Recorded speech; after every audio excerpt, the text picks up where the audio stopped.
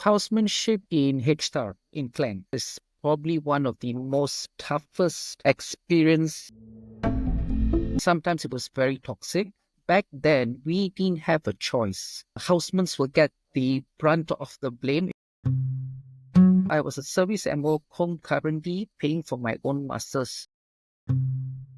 The whole lack of transparency to how somebody gets paid for masters. It depends on whether your HOD likes you or not. I was in anesthesia for 10 years. It does take a toll on you, and you start to question your priorities in life.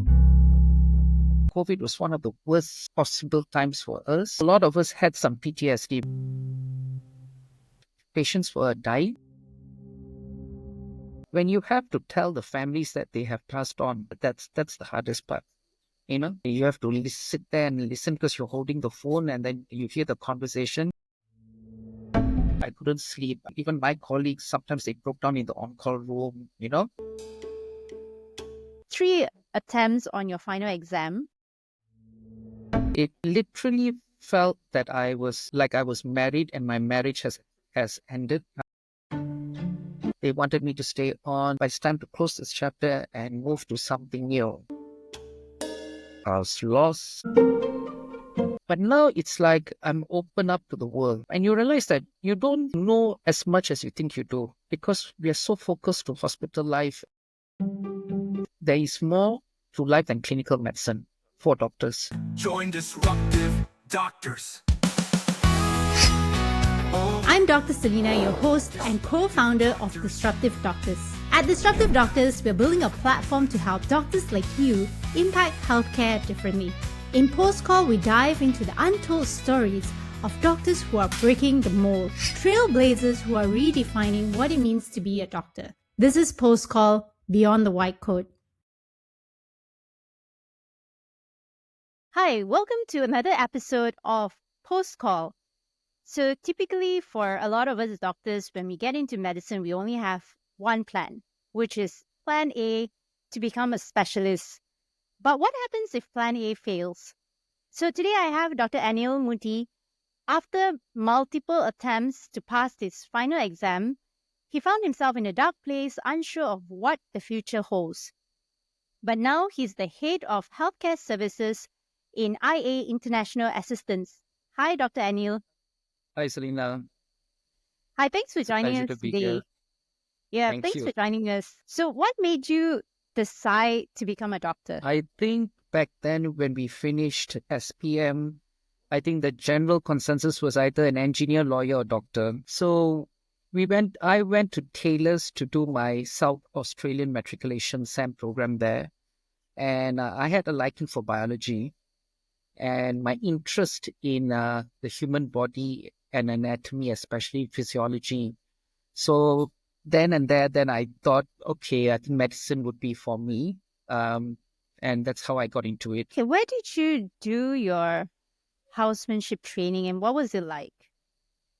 So housemanship was in HSTAR in Klang.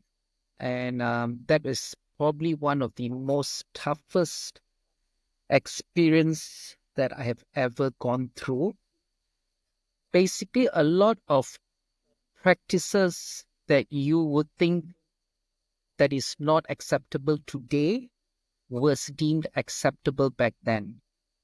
And the culture and the workplace environment that time, I'm talking about 2006, 2007, it was really, I would say sometimes it was very toxic, but we had to learn to go through it and survive because back then we didn't have a choice. It was Housemanship, MOship Specialist. There was no other alternative per se for us back then. It's different now, but okay, we went through it. It made us more resilient, but I do think that some practices then was not acceptable for Like housemans. what sort of practices are you talking about that you didn't think was acceptable? I would say blame. It was such a blaming culture whereby housemans will get the brunt of the blame if anything goes wrong, and without any sort of investigation or any sort of method to find out what went wrong. It's just so easy to just put the blame on housemans, which I felt was very, very wrong. I feel that even after I became a medical officer and a registrar, I've always told them, my juniors, you have to be accountable. If you're the senior doctor, you are the one who has to be accountable, not the junior doctors. But back then, it was just easy to dump everything onto the junior doctors and just say that it's their fault, which till today, I don't agree with that. Did you go through that? Were blames put on you while you were a houseman in The HTAR? entire cohort of my housemanship batch went through it. All of us went through it. All of us got the blame. Even though it was even if it might have been our fault because it's a steep learning curve, but even if it wasn't, we still got the brunt of it. So, that was that. I came across this saying that you are not a doctor yet. You are becoming a doctor. You're learning to become a doctor. So that's pretty much what housemanship was supposed to be, where you are going through this process to become a doctor. So you should be guided and mentored so that you can learn to become a doctor, not thrown on, everything gets thrown on you and then the blame gets on you and, things don't work out. Yeah, I agree. But the guidance and the mentorship was missing. We we had to learn from the senior housemans. They were our teachers. To be honest, the fourth and fifth posters, they taught us a lot. They saved us. They guided us. They taught me how to insert a catheter, set in an external jugular line, IV lines on difficult patients. Yeah, they helped us. The nurses helped us. Some nurses, they were very good. I wouldn't say that, it was all the medical officers and specialists were very bad. No, I wouldn't say that. There were some very genuine senior doctors who did take interest in our well-being and care, but generally they were a minority. But there were. I would say there were. I wouldn't put a blanket blame on everyone. So that was my experience then. Okay, so then after housemanship, you go through amoship. What made you decide that to pursue anesthesia as a specialty? Was there like a particular incident, situation? What was that moment when you realized that, okay, this is it and this is what I want to do? So my first posting was medical. During my medical posting, as I became, I think in my third or fourth month, I was put in charge of the acute cubicle, where we had a lot of ventilated patients. So I used to work closely with the NSMO who used to do the periphery rounds, and I was very fascinated by the way, they used to set the GA machine, the ventilators and everything. And then in my second posting, I was in surgical, where we had to do 1 month in resus. And in resus, we had also ventilated patients, and the NSMOs would come. So they taught me how to do an ABG, how to interpret the blood gas results, how to change the settings. In my third posting, I remember there was a case in the labor room. There was a woman in labor, but she had TB, active TB. So she was becoming raw breathless. And we had called the NSMO because she needed intubation. And while waiting, she desaturated. And so most of the ONG MOs at that time were panicking. So I had learned, I just came from resus in ED. So I knew how to back mass ventilate. So I took over and I managed to pick up her saturation.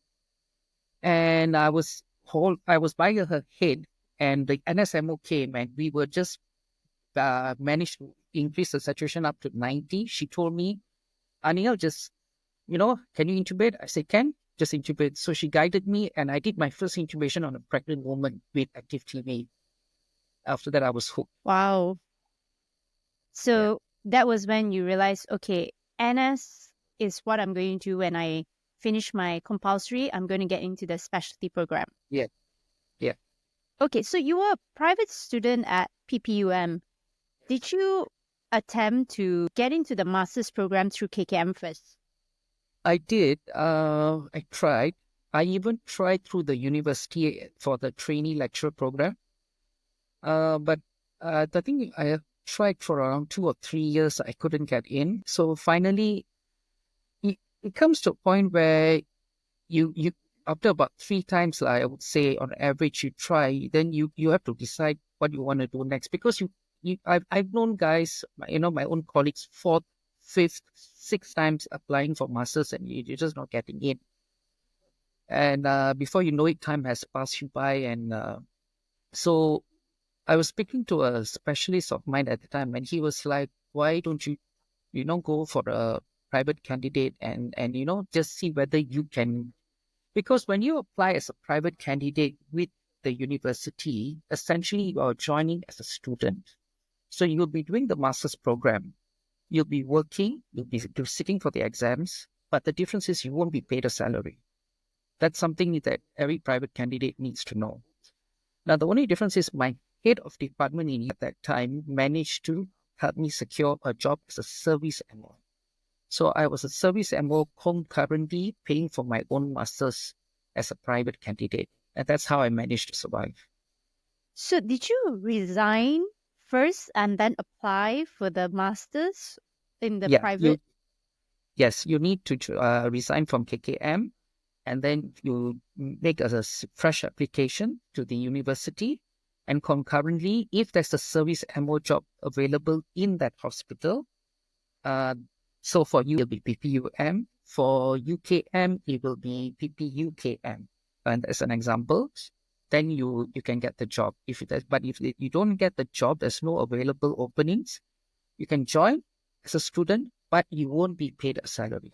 That's the thing. What do you think is the challenges for doctors applying for masters in KKM? I think the whole lack of transparency. And I've noticed this because there is no set criteria to how somebody gets picked for masters. Literally, there's no proper, they can tell you like this, but where's the list? Where's the KPI? Where's the transparency? Nothing. There's nothing there. So how do you know? Over the years, I've noticed that a lot of good candidates were never selected for HLP. The reason why, I don't know. And also, it's based on the recommendation of the head of department.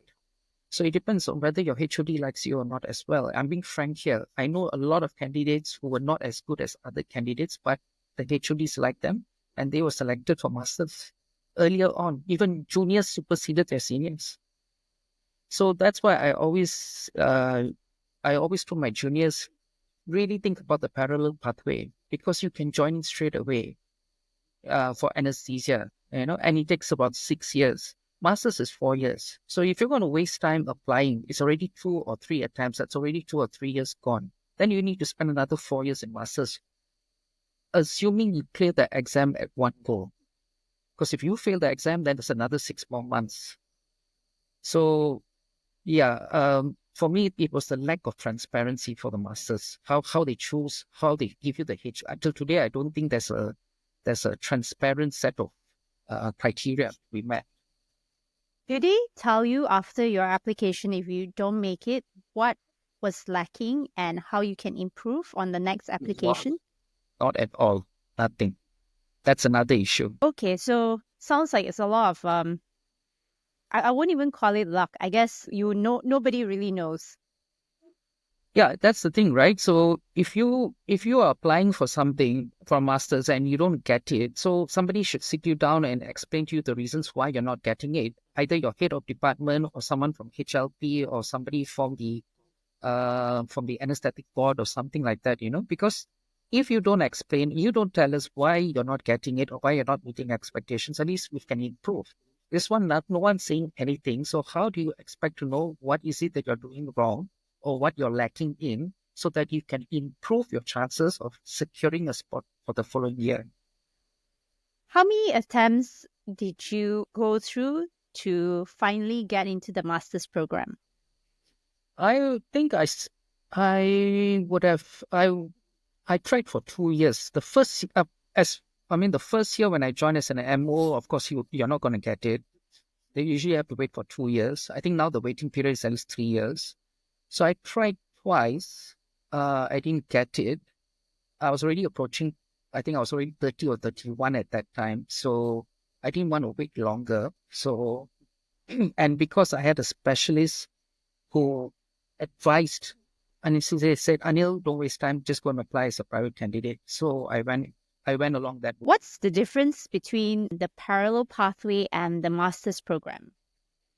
Okay, so the master's program is conducted by our conjoined board, okay? But this is for anesthesia, okay? But roughly it's the same for all the other specialties as well. So the conjoined board consists of all the universities, UKM, USM, now UPM, and it's for 4 years. They have 2 exams, major exams. One will be for your part 1, and then you have the final exam. And then before joining masters now, I think they have MEDEX. MEDEX is an exam for the pre-entrance, which you need to score at least, I think, 65% to gain entry. And masters depends. You have the out-campus, in-campus program. In-campus will be in the university for 4 years. Out-campus will be 2 years out in any other major hospital, for example, HKL or Pulau Pinang and all this. And then 2 years in the university that you have chosen, USM or UKM or UM. All right. The masters have their own set of criteria. You have a list of rotations that you have to go through. So that's that for masters. Parallel pathway, I think was it 2022 September? They actually had finalized the proper guidelines on how the program should be done in Malaysia. It's 6 years, however. Every year you have a logbook that you have to fill up. There's a training schedule. There's case discussion. There's also now you have to do a thesis preparation for parallel pathway, just same as masters. You need to attend statistical analysis classes. You need to understand how statistical analysis works. So it is a longer pathway compared to masters, but if you do sign up for it, you're in it immediately, as in you're in first year already. You don't have to waste time. The only difference is, okay, masters, you're under HLP. Parallel pathway, before this, they did not offer HLP. You had to pay on your own. And yes, the exams are in euros. But I think now they do offer HLP for parallel pathway. So it is a really good alternative. I would suggest juniors, my junior doctors, to actually entertain this option as well. Plus, you get to stay where you are. If you join masters, there's a chance that you might be transferred to another hospital away from your family, So there are various pros and cons to both programs. The other one I would like to say is this. Masters, for the exams, previously they used to repeat past year questions. Now, hardly ever. It's all new questions. But for parallel pathway, for what I noticed, because I did sit for the MCAI as well, they do repeat past year questions. So it's worth sitting for it. Because if you do your past year questions and you're sitting for the exam, if 1 or 2 questions come out from the past year, you're already good. You can score, So those are basically the differences between both the programs. So the parallel pathway, because like masters, you have rotations, right? You are sent on all these different rotations. Then what about parallel pathways and the rotations? Do you have to do it yourself, plan it yourself, or are they going to say, okay, you're in parallel pathway, these are the rotations you need to go for? Yeah, so as I said, in I think 2022, they've already come up with a systemic guideline. So they've already arranged in which year of the program you'll be going for your rotation. So parallel pathway, the first thing is you join, and then within 6 months to a year, you sit for the MCQ. The first part is called the MCAI, Membership College of Anesthesia Ireland. So the first part is the MCQ. Then after that, you sit for the OSCE Viva. Okay. Once you pass your MCAI, you start with your rotations. So your rotations include ICU and all the other vascular, cardiothoracic, obs and gynae, all the various rotations. I think there's a set period. You need to do 2 months, for each of the specialty. So that they have a training guidebook, a logbook, and you have to follow it every year. So first year, what you have to do, second year, what you have to do, then you have a supervisor that is appointed by KKM. And you need to report to your supervisor and show them at the end of the year what you've done.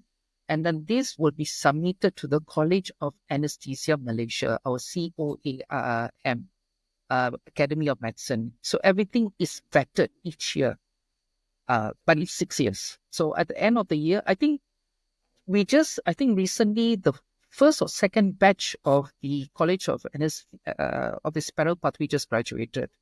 So juniors can always reach out to them to seek some guidance. I'm sure they'd be more than willing to talk to you guys or help you guys and share their experience. Okay, so that means the difference is because what I understand is master's program is very tied to the university. So spaces are limited because there's not enough consultants or supervisor in the Ministry of Health, Ministry of Education. Hence, that's why they cannot take so many students. Partly that, and also because the numbers have remained the same. It's just that the number of applicants have increased because so many doctors.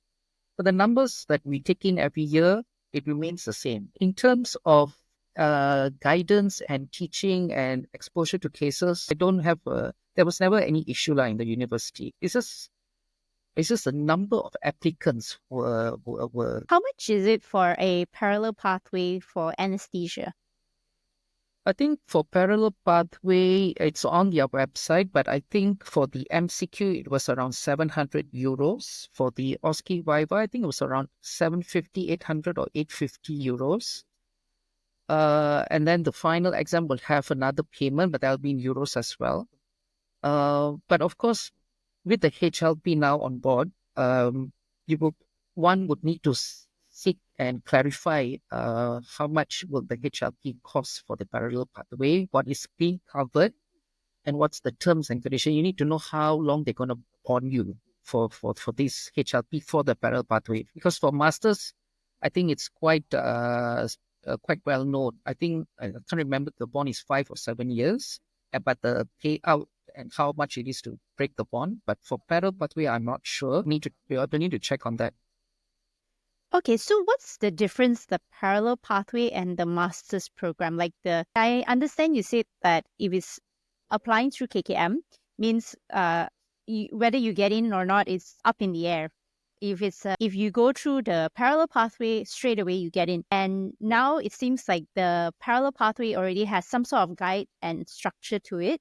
So what's the difference now with masters and the parallel pathway?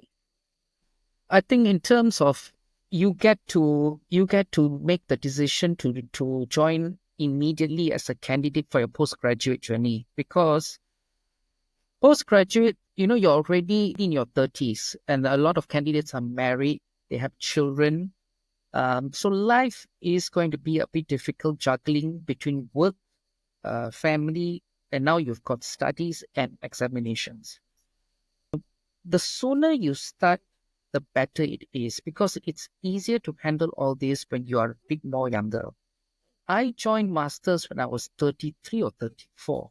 And by 35, 36, I already felt it, because, you're doing your on-calls, you're juggling with your coursework, your studies, your exams. It takes a toll on you.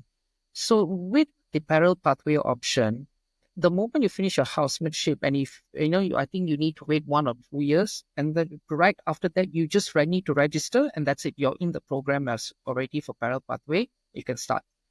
Masters, okay, if you apply, you're lucky you get it. But then if you applied for 2, 3 times and you don't get it, what are you going to do next? You got to think about it. You still want to continue with your postgrad specialization, or you want to leave and go into something different? Because some of you will come to those crossroads, just like me. But I chose to join and continue with my postgrad specialization. That's why I joined as a private candidate, and I was willing to pay out of my own pocket.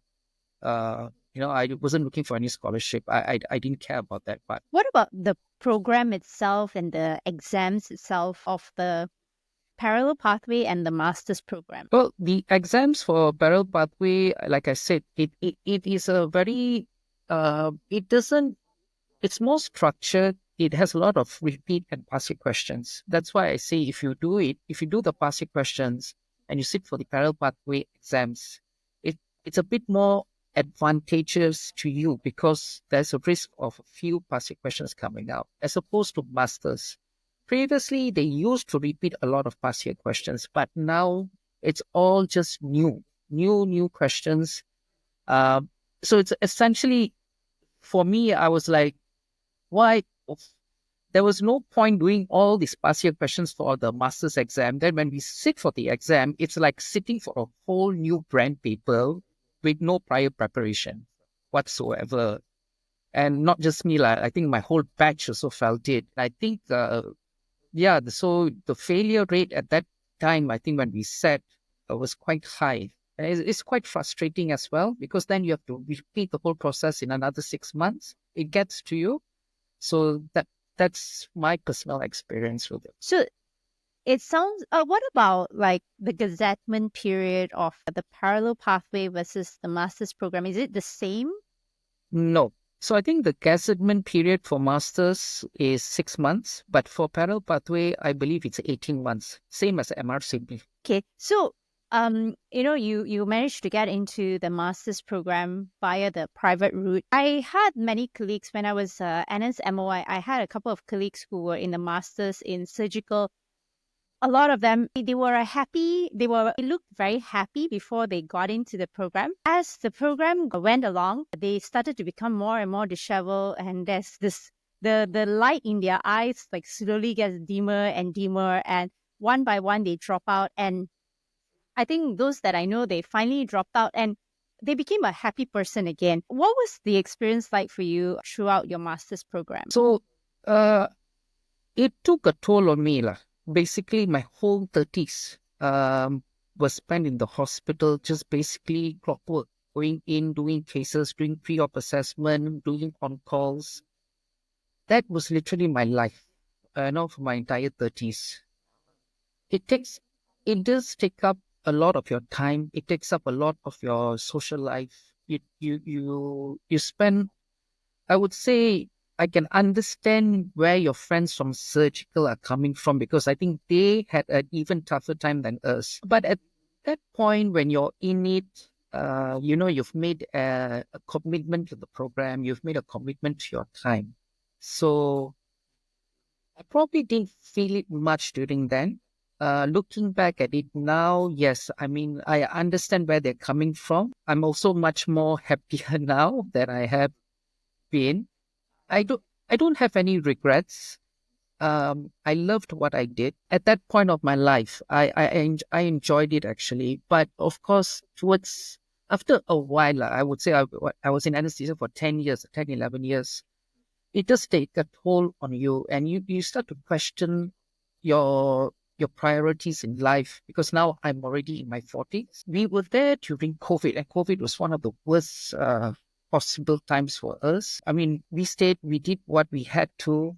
Post-COVID, then it was a bit, I think a lot of us had some PTSD because we saw so many deaths. Some of us couldn't sleep at night. It was very traumatizing for a lot of us. Imagine coming to work and seeing the mortuary, the condition that it was in, and then going to ICU. And it was a very troubling time for all of us going through it. So that was my experience then. What else was there during COVID? Like, what was it? I mean, yes, we've read in the papers, we've seen in the social media. What was it like for you, like going to work every day like that? So OT was shut, only for emergency cases, no elective cases. So we were deployed in batches and rotations to ICU, and we had to do, I think we did on-calls once in 3 days, maybe once in 2 or 3 days. We just took turns, all of us. So we had, I think, 40, 50 ICU beds at that time. We expanded the HDU. We had MOs from different departments like ENT, Oftal coming and joining us. So we had to also look up for their well-being, because they're not well-versed in an ICU setting, especially with the PPE donning and doing invasive procedures. So we were in the PPEs, I think, 7-8 hours per shift. I mean, it was, basically we just worked like clockwork. I mean, we didn't have a choice. Patients were dying. They were sick. And I remember ED, emergency department, was hit so badly. A lot of their MOs were down with COVID that we were also deployed to resus in emergency ED. So, I mean, that was an experience on its own. But yeah, like I said, it was not I mean, during that time we did it, but I must say after that, the sight and the experience of seeing so many deaths did affect all of us to some extent. How does it affect you? When you have to tell the families that they have passed on, that's the hardest part. You know, when they couldn't come to the hospital, so we had to do the video call for them, and you have to sit there and listen because you're holding the phone, and then you hear the conversation. It's not easy here. Was there any particular one that really broke you? Not me personally, but my colleagues here. There were some. Because I mean, I wasn't in the front line. I was, at that time, I was in the lab running thousands of samples a day. But I did hear of stories where patients come in and that's it. They'll go missing, family can't find them, and then a couple of days later they find their family in a body bag. Well, essentially, it was something like that, you know. So during the initial period of COVID, none of us knew what was going on, and we had patients coming into ED within 3-4 hours. But you know, they presented with very bad symptoms already. You know, they were already very breathless. We tried what we could, but you know, yeah, as what you said, within 3-4 hours they passed on, and the families, by the time they came to the hospital, then we have to tell them what happened. They can't accept it, you know. So I think it was like that for a good 1.5 years with COVID. You know, every day having to break bad news to their families. It takes a bit out of you after a while. How did you manage that period? Was there any help you seek? I mean, at that point, because it was a crisis, you know, it was declared a health crisis, and our hospital also declared a crisis. So when it's a crisis, we don't think much. We just do what we're told because that's how we operate, you know. And we've been working in the ICU. We have been dealing with critical cases and deaths before COVID hit. So for the most part of us, we just went on with the workflow, we just went through it. Of course, the frequency and occurrence of deaths that were occurring was so much more greater than what it used to be. And I guess we didn't think much of it, I guess, but maybe subconsciously it did affect it because there were times where I had nightmares. You know, I couldn't sleep. Even my colleagues, sometimes they broke down in the on-call room. You know, some of them couldn't continue working in ICU already. After that, they requested to be transferred to another. Nurses also, some of the nurses couldn't. But eventually, you know, it ended. It got better. The vaccines came, and it got back to normal.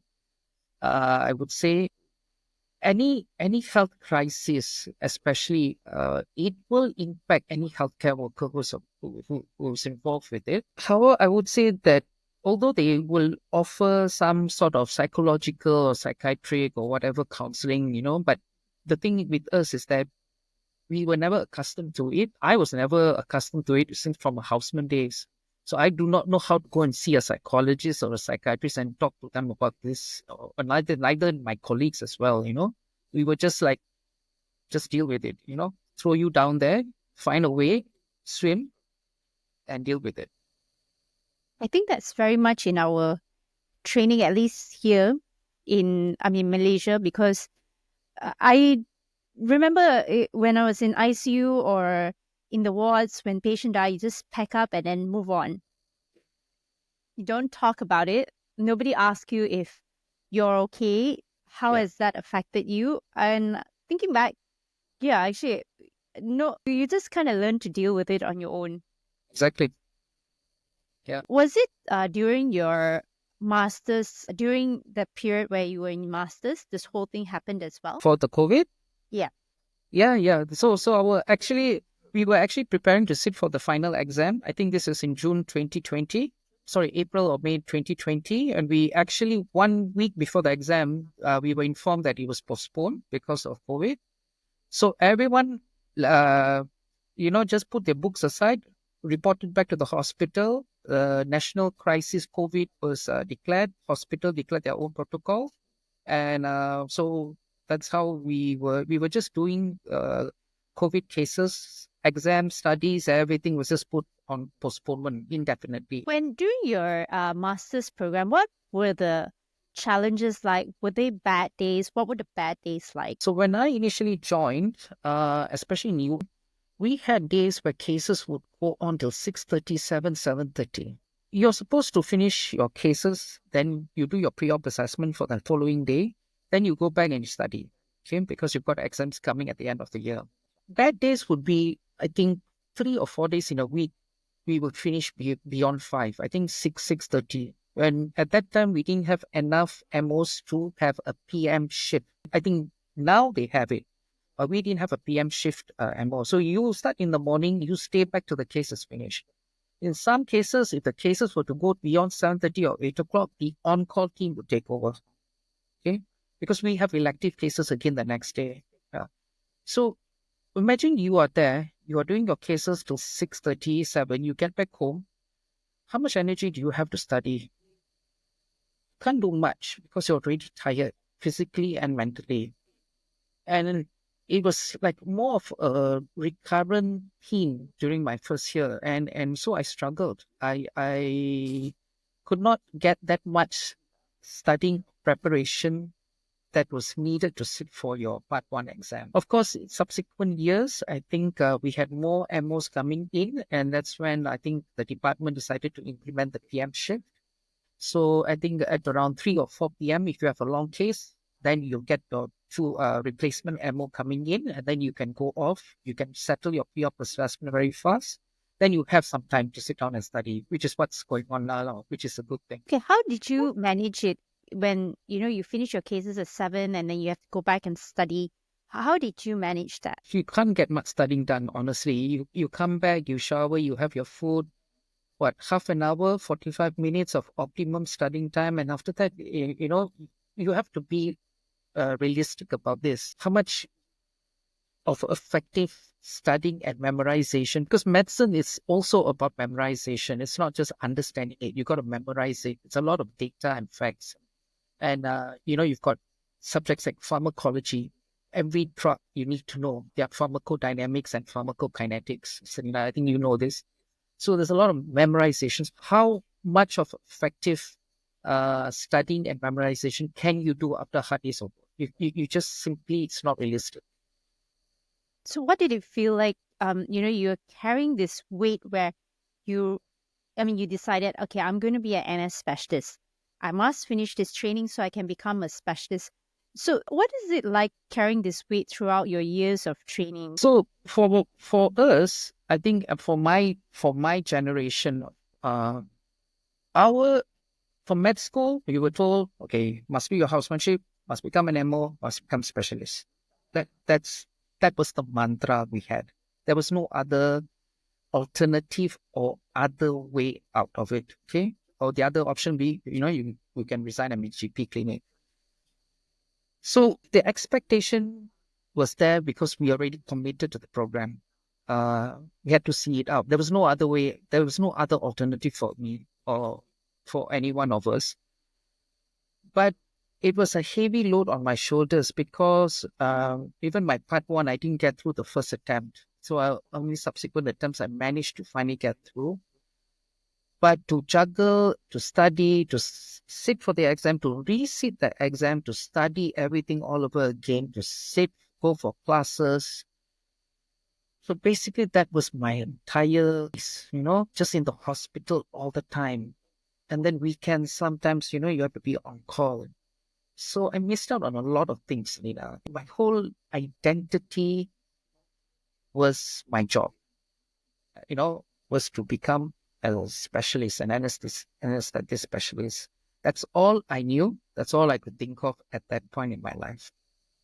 So you needed to prep yourself mentally just before you go in. Did you know this was what it entailed when you signed up? Actually, I had no idea when I first joined as a housemanship. I was so shocked because for what my expectations was and what reality was totally different. Totally. I had no idea how housemanship would be.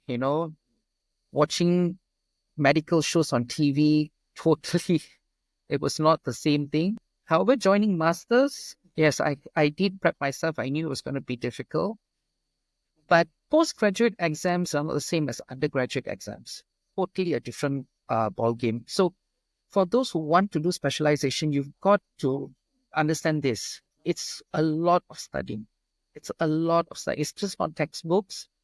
It's a lot of journals. It's a lot of guidelines from your relevant specialist agencies. So there's a lot of online learning and tutorials that you have to attend to. So it takes up a lot of your time. And especially now, it's gotten even more difficult, I would say, the questions asked. So you have to expand your learning scope and your reading materials. So it takes up a lot of your time. So you got to be mentally prepared for that. And all this while, you will be on your government salary. Of course, they're going to revise it to some time. So as long as you are aware of what you're getting yourself into, but you're okay with making the sacrifice, then by all means go ahead. But just know what you're getting yourself into. Before we continue, I want to share something very special for our doctors who are listening. If you're a doctor and considering a career shift but don't know where to start, Disruptive Doctors offers a non-clinical Pathfinder workshop. This workshop is designed to help doctors like you explore new opportunities beyond clinical practice and how to choose the right path for you. Whether you're still unsure of whether you should leave medicine or ready to make a change, this workshop is tailored for you. So do check out our annual Disruptive Doctors Conference that happens every August, where like-minded doctors like you come together, share ideas, and impact healthcare differently. Okay, so you gave everything, your entire piece to this Anaesthesia Masters Programme, on-call, study, theses, doing all your cases, and 3 attempts on your final exam. Now, when you did not pass the final paper, what were you going through? I think I was numb.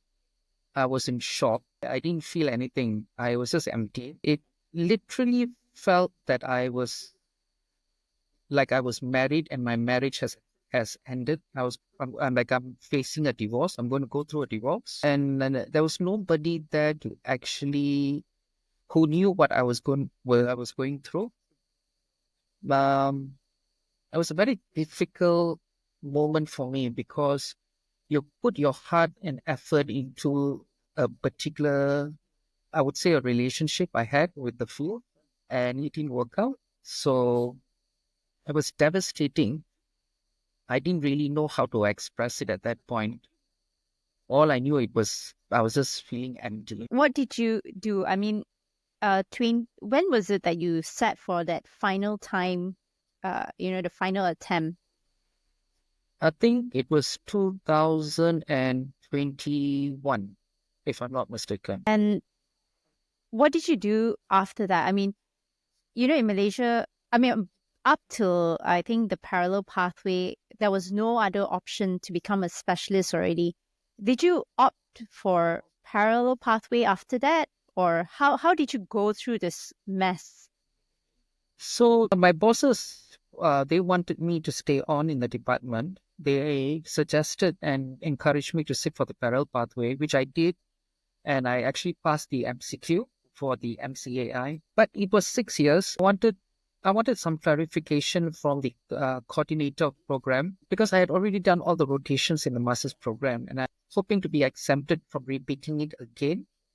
I think this is 3 years ago, so I would have been 41 or 42 at that time. 6 years means I will be 48 by the time I come out. But the answer I got was that, there's no exemptions. You have to sit for the whole entire 6-year program because it's a totally different program from the master's. And that made me sit down and have to reevaluate my choices in life because, I gave everything, my whole 30s to this course that I was sitting for. Did I want to actually do it again in my 40s? and I missed out on a lot of things in life. I have nephew and nieces growing up. I have my siblings, have my parents, my friends. I have a social life. In your 40s, you look at life differently because life is not just about medicine anymore. You know, life is so much more than medicine. It's about your family and friends, your own hobbies and interests, what you like, what are your passions. You reevaluate your choices in life once you're in your 40s. What was it easy to, or what? How did you decide that I'm going to close the chapter on medicine and move on? I remember this clearly because I was actually studying and prepping for the OSCE Viva for the parallel pathway, the MCAI. And I think it was a Saturday night on a weekend. I was studying, and I was just reading and trying to memorize. And I think it was already 9 p.m. and I don't know, something snapped inside of me. I was like, what am I doing with my life? How long do I want to continue doing this? The questions that were going through my mind. This, this overwhelming sense of frustration was in me. And I really was becoming very bitter inside, like, hey, how long more? How long do I... So I closed my book. I just took a deep breath and I just, for that good 15, 20 minutes, I was just thinking about it and what I want to do moving forward. And I realized I don't have that desire or that encouragement to continue doing this anymore. I think I've done enough, but now I think my passion, my interest just, it changed. It switched to something else. I wanted to start living my life on my own terms, and not just about medicine anymore. Do you feel like the system had let you down? I feel the system could be improved because I feel that candidates are solely being judged by just one examination, theory examination and viva examination.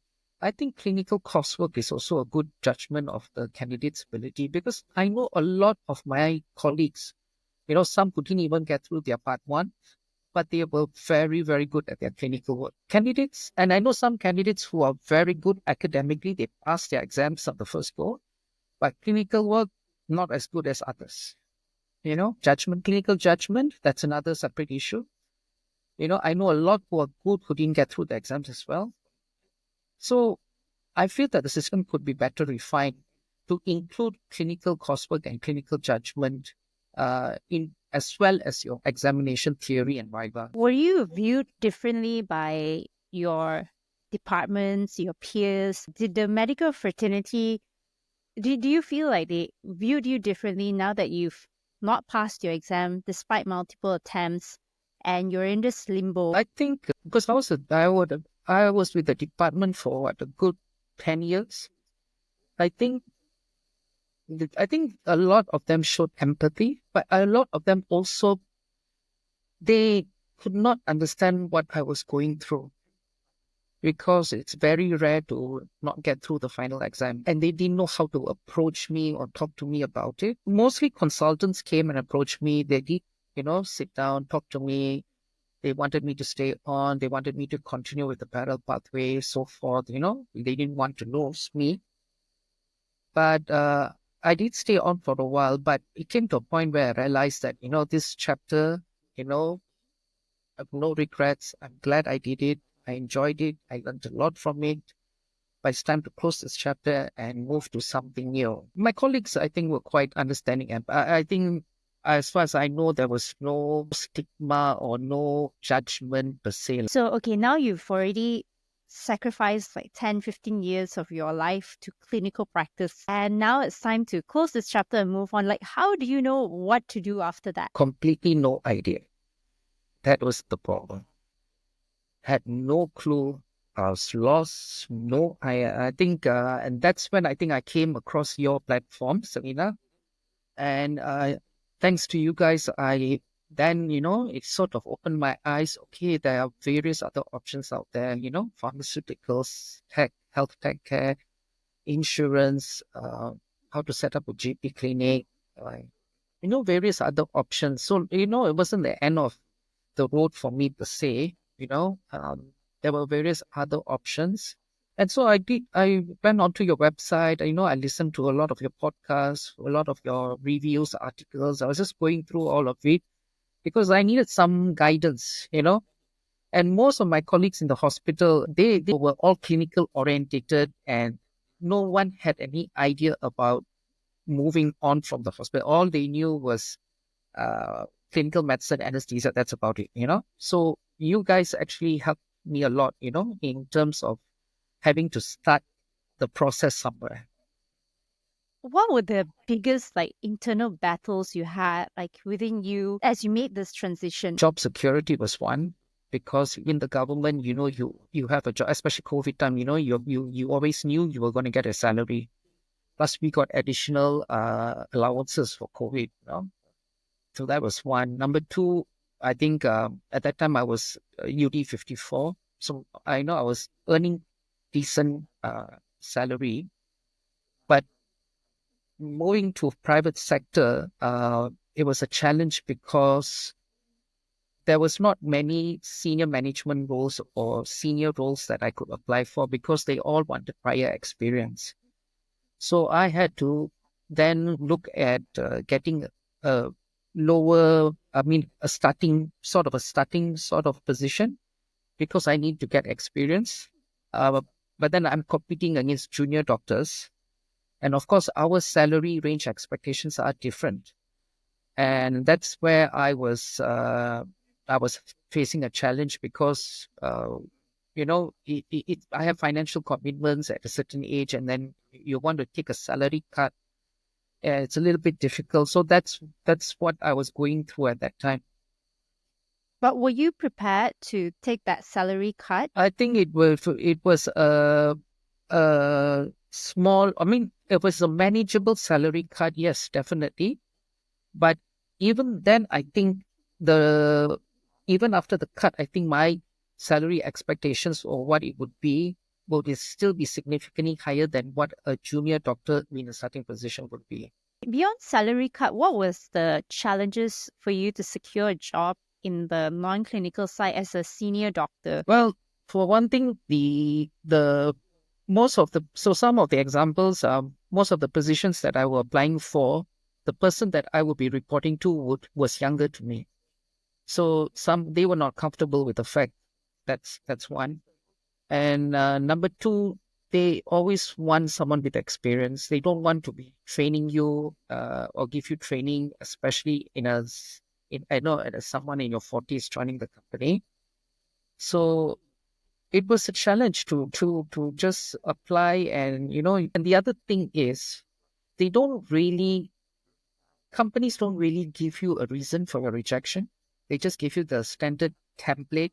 We are happy that you applied, and unfortunately, we are not able to the template that they give, which I feel is very. They should actually contact you and tell you, look, this is the reason why we don't, because only then candidates can know what is lacking and how they can overcome it. So these are all my assumptions on why I couldn't get. Okay, so why insurance? Why did you get into insurance? Because IA International Assistance is an insurance, a TPA company. So how did you get this job? So I actually, my friends used to tell me, Anil, don't give up, just go and just continue networking, because there are two ways you can get a job. Okay. One is through the hiring formal process. And the number two is, someone who works in a company who vouchers for you or brings you in. So a friend of mine knew about this company. They were looking for a senior doctor by chance. So I contacted the hiring manager, so they wanted my CV. Immediately I updated my CV, and CVs have to be tailored for that particular job. So you do your research. So if you're applying for an insurance TPA, it's not the same as applying to a pharmaceutical company. So I sat down, I took the effort, did up my CV, sent it straight away. They called me for an interview. Okay, prepped myself, ran for the interview, and thank God, it was a good fit for me and them. And yeah, so I joined them. Worked out. Did you resign first or got a job first? They offered me the job, but I have to formally resign, give my notice, and then once the notice period has ended, then only you can join formally with the new company. Did you have to pay the government back because you were a master's student? Yeah, so if you're a private candidate and you are a service MO and they're paying your salary, so the agreement with the hospital and me was that I have to pay a bond, but the bond was not as expensive as a HLP candidate bond. Yeah, it's like a partial bond. How much are you expected to pay back if you're a master's student and you don't complete, I mean, you don't pass through and finish your exam and gazette? What's the penalty like? That I'm not so sure right now. Well, I would have checked back on that. I don't have the figures with me.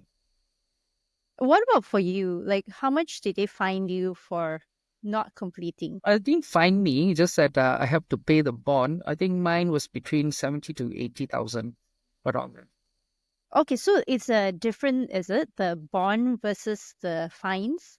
There's no fine. It's just the bond Oh. only. You just have to pay the bond. There's no fine.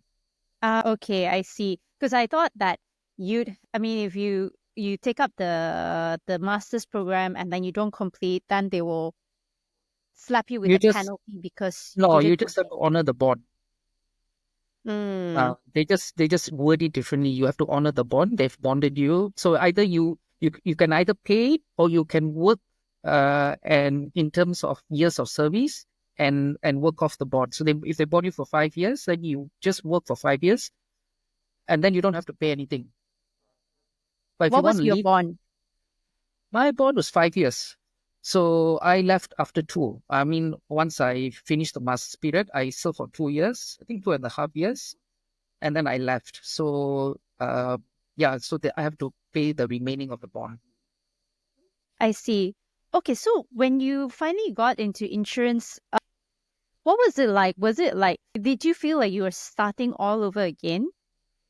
Yeah, definitely. I felt like a newbie, like a houseman all over again, because it was all new terms, having to learn it all again. Your Excel worksheet now has become my daily work tool at work. Attending meetings in the boardroom, having to meet clients, having to discuss medical proposals, insurance policy, learning the insurance terminologies, policy exclusions. So I had to take time to learn all of this. So I think about 2 months, 2 months adjustment period for me. So sitting there, opening my laptop, and it was totally different from what I have been doing all this while. So were you given any sort of guidance on how, like what you actually had to do? Yes, my colleagues at work, they've been super supportive. They've actually guided me, taught me, whatever questions I have, So they've been teaching me along the way. And it's not just the medical part that I'm overseeing as well. I'm also learning to work with the business development side on getting more business for the company from a medical perspective point of view. So these are all very new to me, but I'm enjoying it tremendously.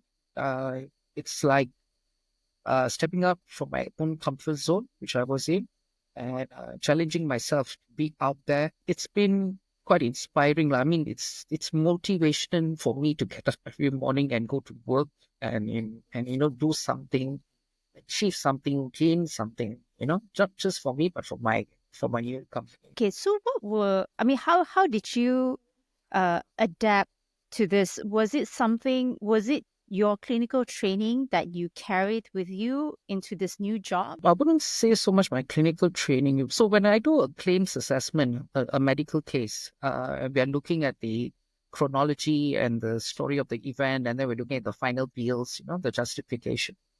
It's something like we're doing pre-op assessment because we're looking at the history, we're looking at the symptoms, we're looking at what investigations and treatment was done with the doctor. It's the same like how we used to do pre-op assessment in the clinic and as clinic. So that's the medical training that we had, In terms of making decisions, and managing, because I'm the head of my department now. So that was the administrative role that I had as a registrar in UM, because I was in charge of all the MOs, and we had around 60 to 70 MOs in OT.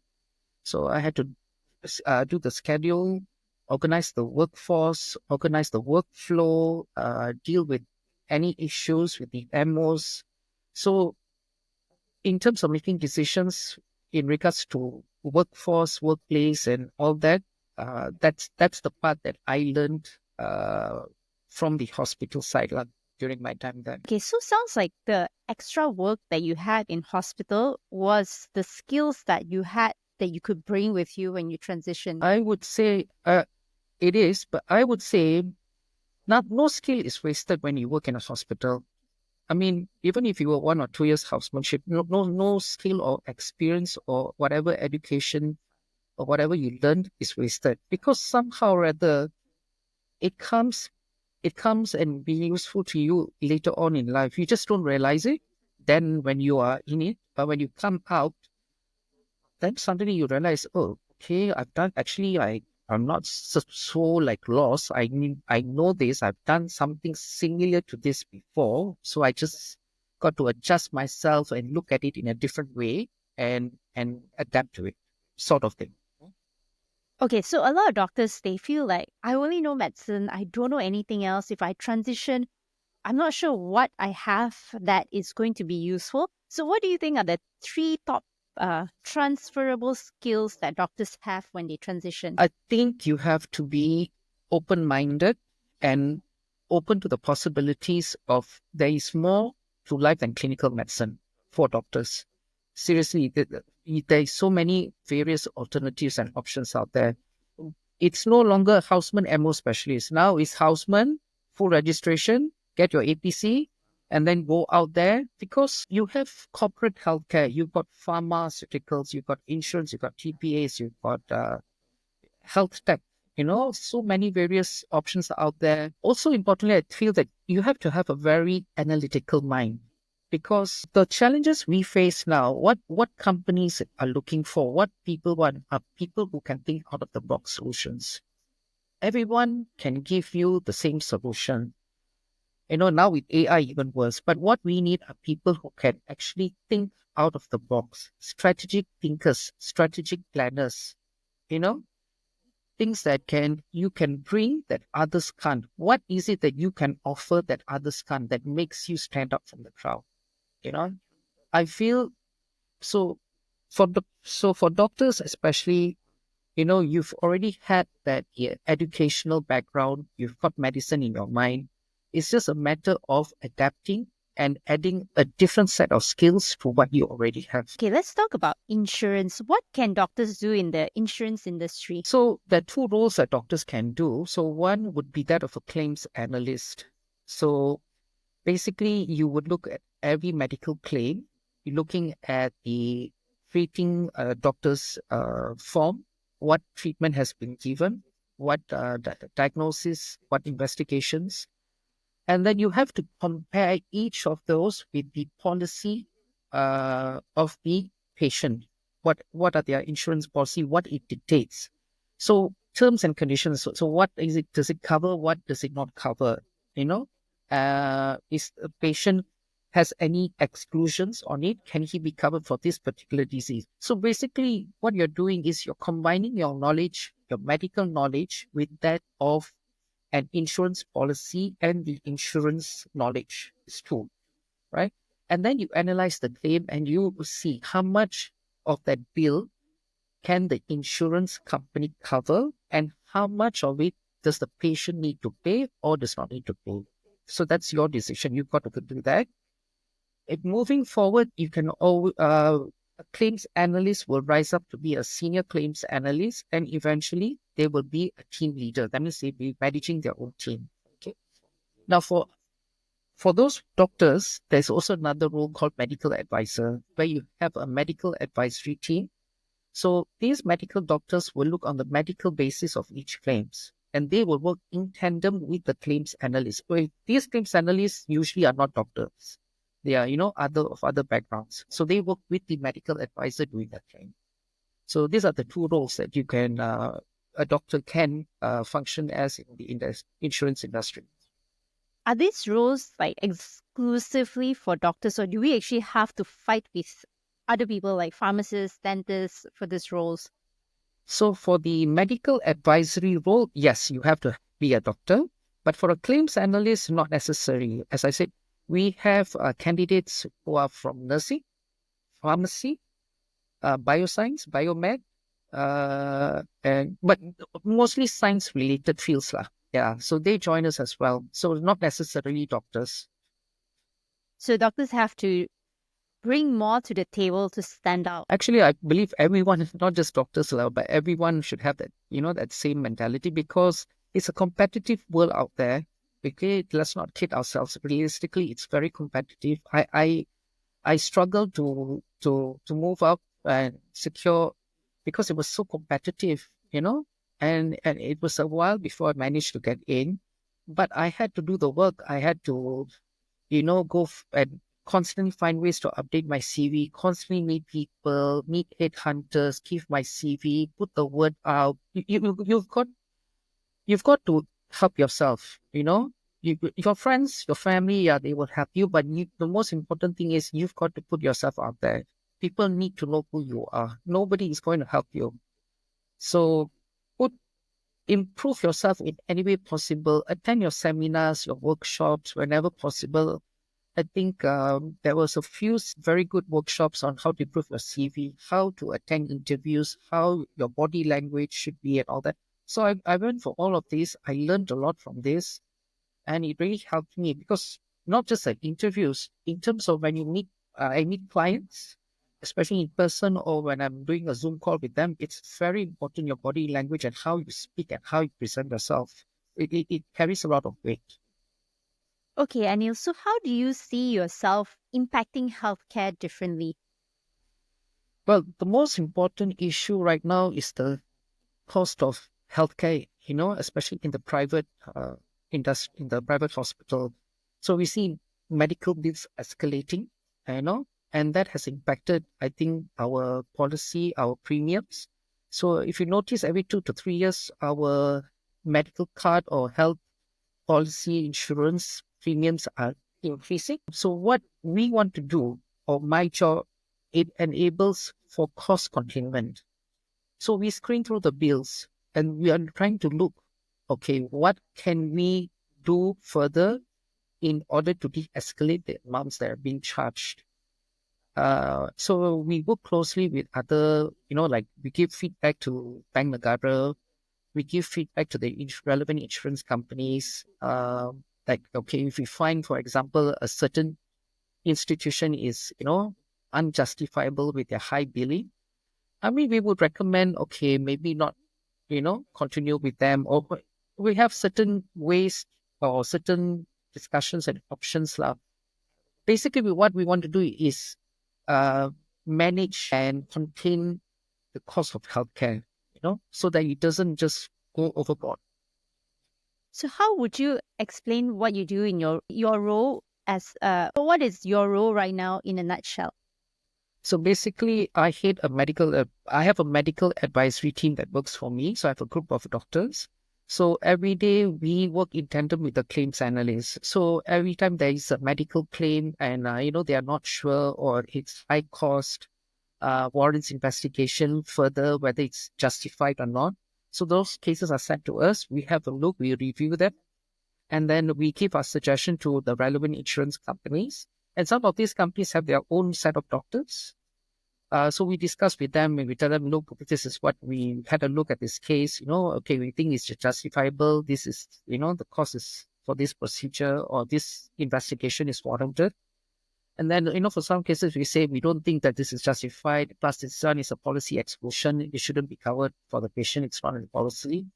So we give them advice. We guide them and onto whether, the claim is justified or not, So basically, that's my role. That's medical part. And the other one is us helping out with the business side of things in generating new client, new revenue, giving health talks to clients. So I go to the factories, some of our clients, and then, we give annual health talks, monthly health talks, So that's my role in a nutshell. What do you enjoy about your role right now compared to when you were a NS master's student?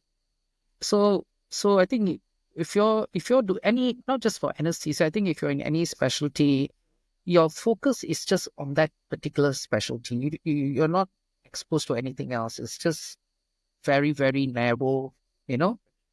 But now it's like I'm open up to the world. It's like I get to see what's going on out there. And it's not just insurance, it's just about everything else, financial, business, global, well, all kinds of things. And you realize that you don't know as much as you think you do, you know, because we are so focused on hospital life and our patients and our clinical work and all that.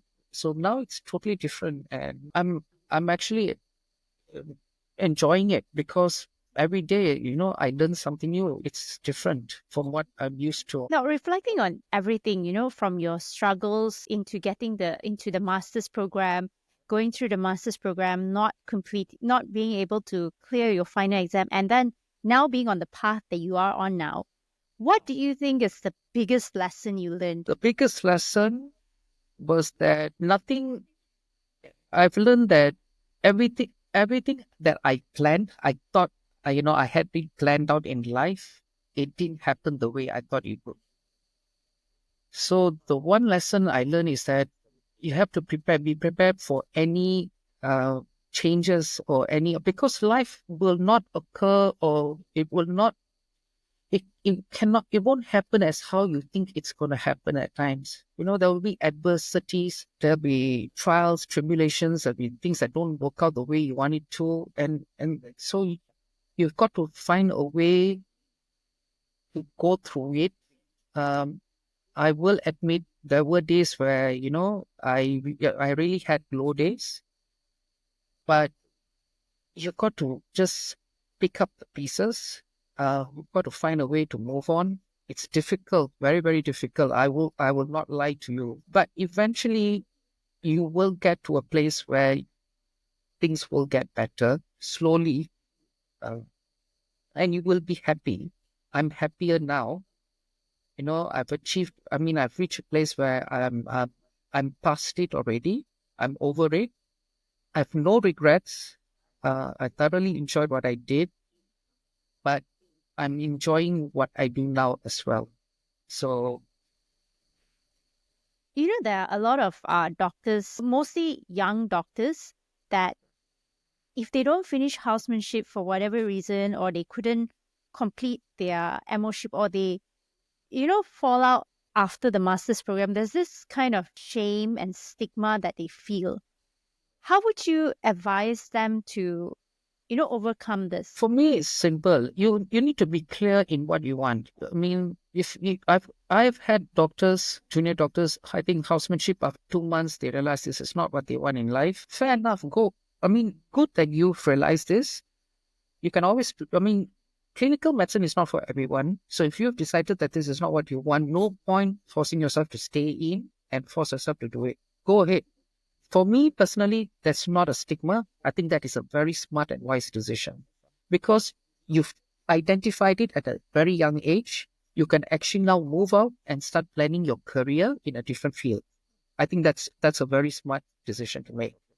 For those who actually want to continue in clinical medicine and you want to specialize, there'll be times where you will be faced with a specialist or consultant or a difficult case. And typically somebody's going to scold you or shout at you, or, it's going to happen.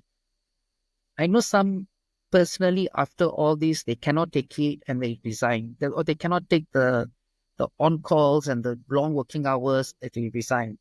For me, if that is part and parcel of the process, okay, if you want to specialize, that is part of the process. Okay, I'm not saying that every scolding or shouting is appropriate, but that is the process. You got to be tough enough to handle it. Nowhere does it say that if you were to resign and go to private, that private life is any different. You will have your own forms of tribulations, your own form of challenges in a private setting, because you have your different set of KPIs, different set of goals to meet. financially and also administratively. So it's not to say it's easier out there as well. More importantly, you have to form some form of resilience. You have to learn to be a more resilient person. Okay, bad things are going to happen, challenges, got to learn to face them and get through it. So any more last advice for younger doctors who are thinking of specializing? If you feel, I would say, know what you're getting yourself into, speak to your seniors, ask them what is it like now, because I think I've left already. So I think I don't really keep in touch. I'm not sure what it's like right now, but I'll speak to your seniors, ask them what it's like, both in the master's and parallel pathway. Get a clearer picture from them because they are the ones going through it. So it doesn't get any more clearer than them, giving you the full picture. Know what the life is going to be like. Know what it entails, the sacrifice that you have to put in, the number of calls you have to do, what is the workload, what are the coursework, logbook, requirements, rotation. I mean, all of this you need to know. Gain clarity, gain all that, and then you make an informed decision of whether is this what you really want to do? Because you've got to be committed to it. Because once you get into it, it's just like entering a marriage. You've got to be committed to it. There's no halfway through about this, and the time taken to study for the exams. So you decide, it's not end of the world if you don't join a master's program or be a specialist. No, right now I used to think that way, but now I don't, because I think there are options outside. And for me now, work-life balance is also very important. So if you're thinking of starting a family, you want to spend time with your kids, with your parents, with your friends. Yeah, don't go into the parallel pathway or masters. That's not going to be what you want in life. Go outside, find something different. You'll be much happier. So know what you want. That's the most important thing. But for me, you have to know what you want, then decide accordingly. If you're enjoying our conversation and considering exploring new career path, remember to check out our non-clinical pathfinder workshop at Disruptive Doctors website and our annual conference that happens every August, where like-minded doctors come together and share ideas to impact healthcare differently. That wraps up another episode of Post-Call Beyond the White Coat. Until then, I'm Dr. Selina. Take care and keep disrupting the norm. Thanks, Dr. Aneil. Thanks, Selina. Join Disruptive Doctors. Oh, Disruptive